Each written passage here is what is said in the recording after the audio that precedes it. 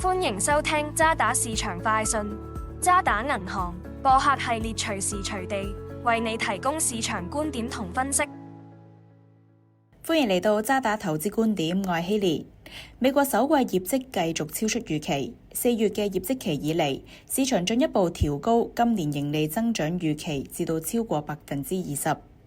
多間美國嘅領先科技亦都重新對人工智能資本支出同埋變現前景嘅強勁指引。我哋將2025至到2030年全球 AI 資本支出增長嘅預測上調至每年30%嘅增速，而美國同埋亞洲科技企業預計將會最受惠。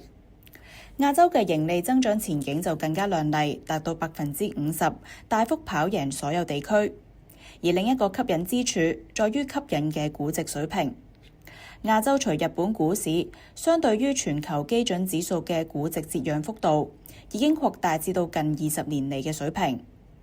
伴隨住 AI 嘅發展，多元部署全球市場，特別係美國同埋亞洲，無疑係目前最適合嘅投資策略。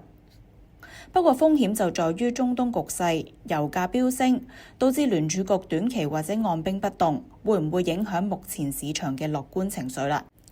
聯儲局上個星期嘅議息顯示，委員對未來息口走勢意見分歧，會後嘅聲明就繼續暗示減息。基於美國勞動市場仍然處於低招聘、低解僱狀態，喺高油價侵蝕收入之下，或者進一步打擊就業。同時間，參議院銀行委員會已經通過沃什嘅提名，目前提交俾參議院全體表決。沃什大機會喺6月議息之前接任聯儲局主席。喺佢嘅領導之下，我哋預計年底前將會重啟減息0.25厘。而最後，油價預計唔會長期走高，對通脹嘅影響有限。尤其是阿聯酋退出油組，將會增加石油供應。總體嚟講，市場對盈利增長前景保持樂觀。喺穩健嘅業績基礎之下，我哋繼續睇好環球股票前景。今集時間嚟到呢度，下集再見。